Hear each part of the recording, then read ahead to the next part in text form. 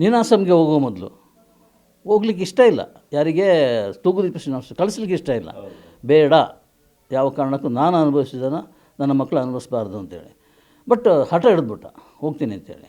ಆಗ ಅಪ್ಲಿಕೇಶನ್ಗೆ ಸೈನ್ ಮಾಡಿದ್ದು ಮೀನಮ್ಮ, ತಂದೆ ಮಾಡಲ್ಲ, ಅವ್ರಿಗೆ ಗೊತ್ತಿಲ್ಲ.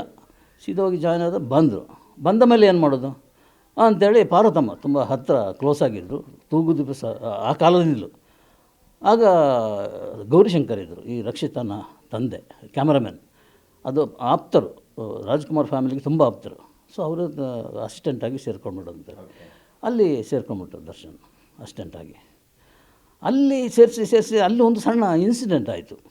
ಏನಂದರೆ, ಒಂದು ಹೊಸ ಕ್ಯಾಮ್ರಾ ತರಿಸಿದ್ರು ಭಾರತಮ್ಮ. ಆ ಕ್ಯಾಮ್ರಾಕ್ಕೆ ನೀನು ಇನ್ಚಾರ್ಜಪ್ಪ, ನೀನು ಏನು ಬೇಕಾದ್ರೆ ಮಾಡ್ಕೊ ಅಂಥೇಳಿ ದರ್ಶನ್ ಅಂತ ಹೇಳಿದರು. ಬಟ್ ಆಗ ಪುನೀತ್ ಬೆಳೀತಾ ಬಂದಿದ್ದ. ಈ ದರ್ಶನಿಗೆ ಏನನ್ನಿಸ್ತು, ನನ್ನನ್ನು ಸ್ವಲ್ಪ ಸೈಡ್ಲೈನ್ ಮಾಡ್ತಾಯಿದ್ದಾರಾ, ಮೂಲೆಗುಂಪು ಮಾಡ್ತಾಯಿದ್ದಾರಾ, ಮಗನನ್ನು ಬೆಳೆಸಲಿಕ್ಕೆ ಬೇಕಾಗಿ ನನ್ನ ಸೈಡ್ಲೈನ್ ಮಾಡ್ತಾರೆ. ಆ ಮೆಂಟಾಲಿಟಿ ಅಲ್ಲಿಂದಲೇ ಶುರುದು. ಈಗ ಇತ್ತೀಚೆಗೆ ಭಾಷಣ ಮಾಡ್ತಾ ಲ್ಯಾಂಬಾರ್ಗಿನ್ ಬಗ್ಗೆ ಮಾತಾಡಿದರು ಅವರು.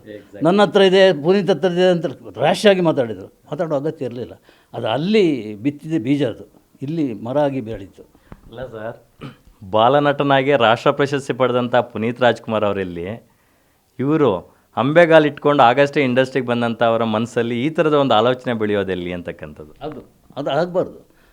ಅದು ಬೆಳೆದಿದ್ದು ಇದಕ್ಕೆ ಅನಾಹುತಕ್ಕೆ ಕಾರಣ ಆಗಿರೋದು, ಅಲ್ಲಿಂದ ಹೊರಟಿರೋದು.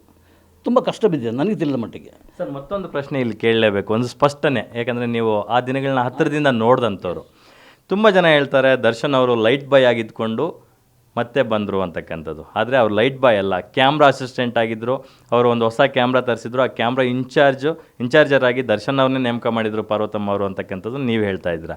ಅವರು ಲೈಟ್ ಬಾಯ್ ಆಗಿದ್ರಾ ಅಥವಾ ಕ್ಯಾಮ್ರಾ ಅಸಿಸ್ಟೆಂಟ್ ಆಗಿದ್ರಾ? ಕ್ಯಾಮ್ರಾ ಅಸಿಸ್ಟೆಂಟ್, ಲೈಟ್ ಬಾಯ್ ಆಗಿರಲಿಲ್ಲ. ಅದೊಂದು ಸ್ಪಷ್ಟೀಕರಣ ಇತ್ತೀಚೆಗೆ ಬಂತು, ಎಲ್ಲೂ ಯಾರೋ ಹಿರಿಯರು ಹೇಳಿದ್ರು ಅದನ್ನು. ಕ್ಯಾಮ್ರಾ ಅಸಿಸ್ಟೆಂಟ್ ಆಗಿದ್ದಿದ್ದು, ಲೈಟ್ ಬಾಯ್ ಆಗಿರಲಿಲ್ಲ.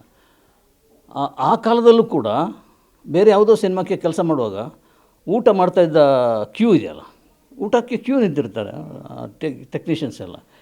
ಇವರು ನಿಂತಿರೋರು ತಟ್ಟೆ ಹಿಡ್ಕೊಂಡು ಊಟಕ್ಕೆ. ಆಗ ಯಾರೋ ಬಂದು ಎಳೆದ್ಬಿಡೋದು ಕ್ಯೂನಿಂದ. ಈ ಅವಮಾನಗಳು 1 by 1 ಬರ್ತದಲ್ಲ, ಅದು ತಲೆ ಮೇಲೆ ಒಂದೊಂದೇ ಕೂತ್ಕೊಂಡ್ಬಿಡುತ್ತೆ ಆತನಿಗೆ. ಆಮೇಲೆ ಯಾವ ಊಟಕ್ಕೆ ತಟ್ಟೆಯಲ್ಲಿ ಅನ್ನ ಹಾಕಿ ತಂದು ಚೇರಲ್ಲಿ ಕೂತ್ಕೊಂಡಿರ್ತಾರೆ, ನಮ್ಮ ಸಣ್ಣ ಚೇರ್ ಇಂಥದ್ದಲ್ಲ.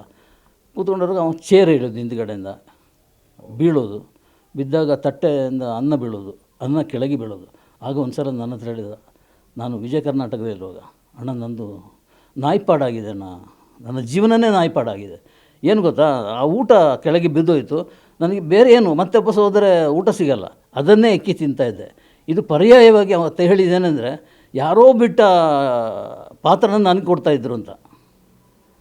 ಯಾರೋ ಬಿಟ್ಟರು, ಬಾ ನೀ ಬಾ ಅಂತ ಕರೆದು ಪಾತ್ರ ಕೊಡ್ತಾಯಿದ್ರು. ಅಂಥ ಪರಿಸ್ಥಿತಿ ಇದೆ ನನಗೆ ಅಂತೇಳಿ. ಅಂಥ ಸ್ಥಿತಿಯಲ್ಲಿ ಬಂದ ದರ್ಶನ್ ಈಗ ಇಂಥ ಅನಾಹುತ ಮಾಡಿದ್ದಿದೆಯಲ್ಲ, ಅಕ್ಷಮ್ಯ, ಮಾಡಲೇಬಾರ್ದಿತ್ತು ಅಂತ.